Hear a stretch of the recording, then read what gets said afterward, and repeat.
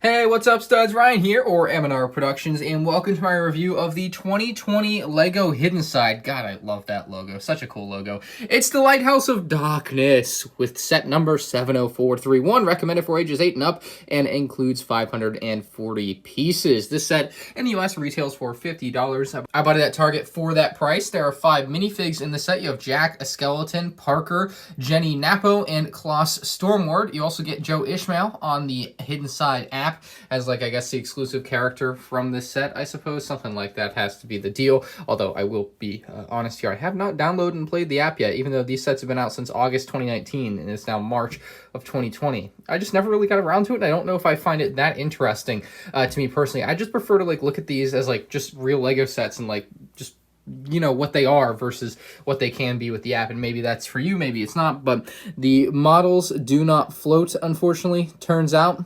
What a shame. And there's a little jet ski in the set. It's hard to tell. The box art may be confusing for some people, but there's a little jet ski in the set. Of course, the lighthouse is going to be the main attraction of the set. The backside of the box art is going to show the set in a little bit more of a clear way there, where you can actually see everything going on with all the functions shown off and everything. So that is really neat. Again, back of the box art. Hunt alone, haunt together, kind of neat there. So that is the Hidden Side Lighthouse of Darkness box. Let's take a look at the minifigs up close. The first minifigure is Jack, who is wearing an awesome, like, high school varsity style jacket, it looks like to me. No markings on it or anything, but I really like this style of torso print they've given him. His leg print is nice, but not that exciting to me. Like, there's like a little chain or something on there, maybe a little bone or something spooky, but nothing that excites me really. I like the phone print though. You can see a little ghost there on his cellular device, and then his face print is really neat as well. He's got a little scar going on there. That second face gives you a little bit of an angrier look for Jack there, so you get the best of both worlds with that same exact scar on both sides. And the hairpiece, I think, is one that is killer for a lot of people. You have the backwards hat with the hair coming through it, dual molded, obviously. It is an amazing hairpiece. It's probably one of the best Legos ever produced with the hat there. Little marking on the back with, like, looks like 3 little scratches, but essentially one of the best hair pieces they've ever made, like, hands down. It is incredible. Parker here is essentially the female version of Jack, even a little more spiced up than Jack in my opinion. You have some extra little markings and stuff on that little jean jacket type thing she's wearing there. I like her leg print a little bit more, scratched open there on the knees, and she actually has little pockets. Her phone is pink, which is kind of cool because she's a girl there with a little ghost on it. The back print is really great as well. Pow, a little baseball, a little bit of hair or something there. I'm not exactly sure what that is. It looks like a hairpiece to me. Oh no, that's a little tiger. That's what that is. And then her hairpiece, just like Jack's, is one of the most incredible things Lego's ever put out, I feel like, as far as hair pieces for minifigures goes, with the dual mold there with her headphones on. Really, really neat. And you'll see she does have 2 faces just like Jack. Nice little smirk on that one with a raised eyebrow, and then a little bit angrier on the backside. A nice little touch they even gave to this one is that the jacket is a little bit, like, bent out of shape, if that makes sense. So you can see how it's lower on the left side than it is on the right side. So just a little neat thing that Lego did with this character that they don't really do, or something I haven't really seen with other characters in the past. Here we have a skeleton. I think most of us have seen Lego skeletons before. This one is not too far off from what you may have seen before. He's just got a little extra accessory there. It looks like some type of instrument, but I'm not exactly sure. Yeah, all his arms are posable, all his legs are posable, as you would imagine. Something they need to do for the Lego Star Wars Battle Droids, to be honest, but that's your skeleton. Pretty cut and dry. Jenny Napo here is like a diver, which is amazing. I mean, this is a great looking figure. They did a great job getting the style down, and they really chose some odd colors here with the tan and, like, the off orange color. I think that's a very odd color choice, but it seems to have worked out very well. The one thing that I don't really like is that blue mask. I think that really takes away from the rest of it. I wish it had a little bit more of a rustic feel, like the rest of the character definitely has, like with plants and stuff on her. Pretty crazy. She's got like a harpoon or something with her air tank on the back, which covers up what is a pretty nice print under there.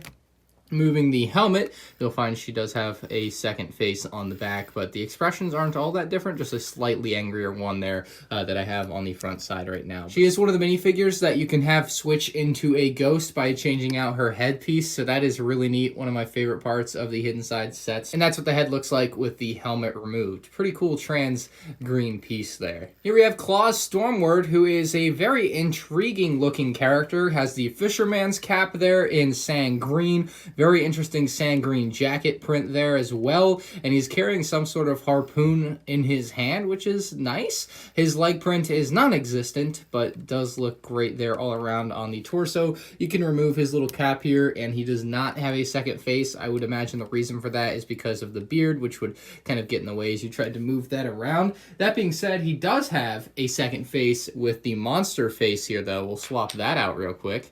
And that is what he looks like when he becomes one with the hidden side. Quite an interesting look. Kind of got like the glow-in-the-dark style green there, although I don't think it is glow-in-the-dark, but still really neat looking character there with that really oddly colored green beard and face contrasting with the sand green. And this is the entire Lighthouse of Darkness set. Not too small for $50 in my opinion. The little jet ski out front here to begin with is stickered up with some little details on the front there. And there's actually enough space for both Jack and Parker to stand on the jet ski, which is really neat. I didn't expect there to be enough space. You also have a little weapon, ghost weapon, something thing there on the right side of the jet ski to allow them to take out the hidden side ghosts that we're going to have as well. It's their opposition, basically.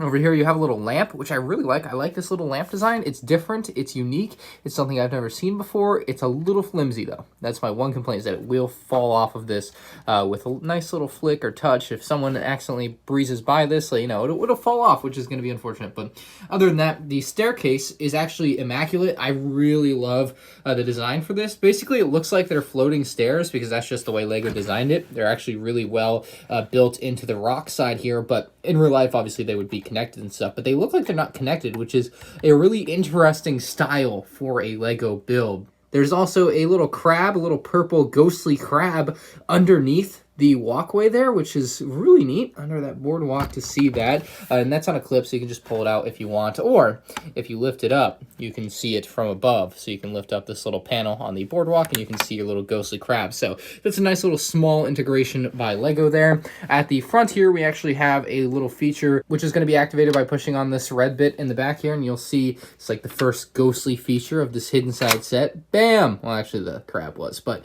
it's kind of like the school where it has the little fangs or something that can jut out, and it's really nice because when you pull back on it, it all goes right back into place without really having to do any extra work, or if you push in on it from the front. And actually when it's pushed inside, it creates a really nice design for the rock work here. Even though it uses one of those big ugly rock pieces, it still looks really nice because it's at a very interesting angle that you don't see a lot with LEGO. We have another panel up here that you can lift up, and is going to reveal a green square, which is going to have some integration with the hidden side app there. We'll see that at least once more within the set. That all leads up to the doorway here for the lighthouse, which is surrounded by a couple little stickers for detailing, which I guess are nice enough. You can not put those on if you don't want to, but I tend to put the stickers on. I think they add detail that it is obviously meant to be there. These little lamp lights on either side are just meant to be pulled at and pulled away to reveal some teeth for the lighthouse, which is really interesting. You can also open the door to the lighthouse there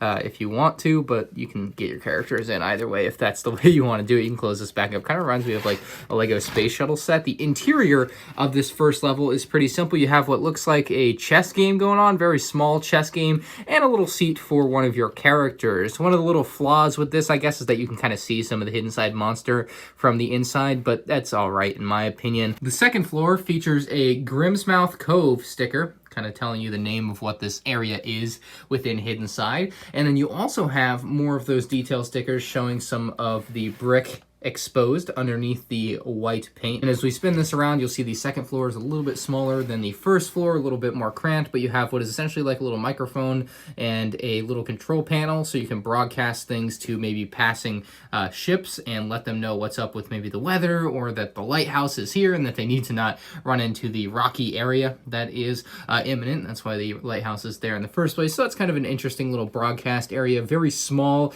and cramped, but still going to be nice, I guess, if you're buying this for a kid that wants to play with it. I'm sure they'll get some use out of it. There's also a window there, which you can't really see through because of the glare, but it actually is a pretty nice window. When you're looking at it in real life, you can see through it really easily. You can open up the panels on this second floor as well, and when we open up, I'll show you everything opened up at once later on in the video, but you can see what it looks like with the second floor panel there. And then when we get to the top floor, we basically have the light, which is the reason the lighthouse is here. It's to, in the fog or whatever, let the ships know that there is something here, and it broadcasts a very bright quite light. Unfortunately, there's not a real light there. There's a little silver shiny piece there, which is kind of nice, kind of works like a light. It's reflective enough in regular lighting conditions. You have little spots to place your minifigures on, so the app knows where the figures are at.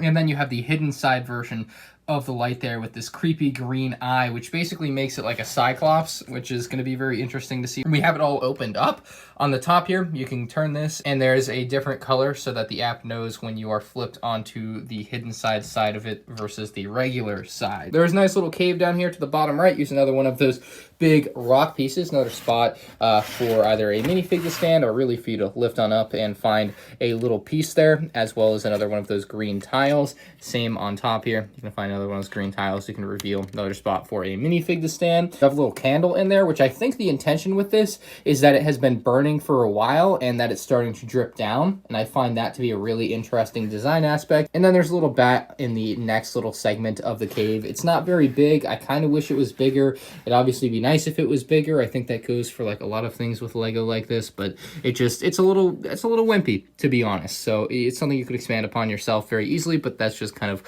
what you're working with. And then down here you have a little laboratory type thing going on with some purple lights on top, and then some control panels that use stickers for detail there. You see this little thing on basically every set that can spin between 4 different colors, so that is built right on into basically an external part of the set that I guess you could have the jet ski drive up to, so that's kind of neat. But let me go ahead and open up all the panels and everything on this lighthouse and show you what it looks like when it's all monstered out. So this is what the lighthouse looks like when you have everything opened up, and you can actually see all of the little green things, little monstery things that they have for hidden side there. It's pretty dang awesome. The set also does include a little accessory pack for your minifigs here, that you can give them all these little things like spider web type stuff and hand accessories, but not something that I really like in Lego sets. I just kind of like the set as it is now. Don't really want those added things over there, but you can see when this set is decked out with all its monstery stuff opened up, it looks really neat. It has this real cool vibe to it that I think most hidden side sets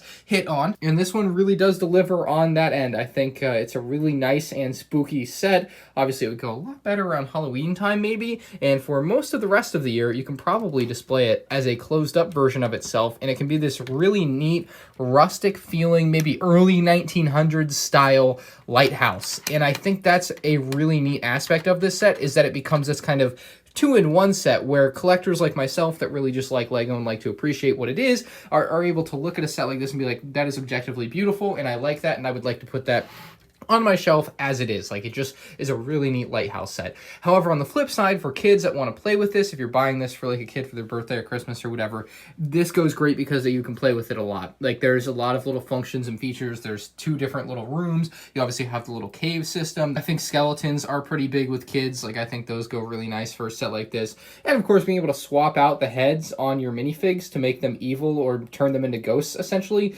is really cool as well. The jet ski's a nice little sidecar accessory type thing, and I think overall this set is really nice. It's got the basically 2-in-1 aspect of it that it really delivers on. So I would recommend buying this set if you're looking for a hidden side set in 2020. This is not a bad one at $50 for sure. Obviously, again, a little wimpy on the cave, but other than that, I'm pretty much in love with what they've put together here. Really good set. So let me know what you guys think down in the comment section below. Leave a like if you all enjoyed, and I'll see you in the next one. Peace out.